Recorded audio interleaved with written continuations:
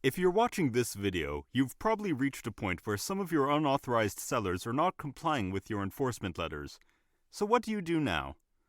In our experience, there are a few reasons why the seller has not stopped selling your products. 1. They are intending on removing their listings but want to recoup some of their losses by selling out their inventory. 2. They don't believe that the brand will actually enforce against them, thus are bluffing.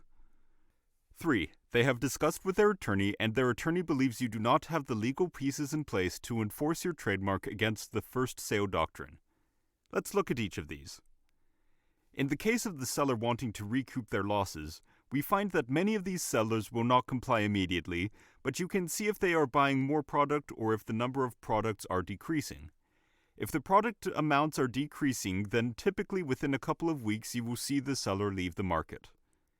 If you have been enforcing against unauthorized sellers in the past by sending out messaging through the platform, C&D letters, or other means of enforcement, but not following through with your threat, then you will build a reputation as a brand that is all bark and no bite.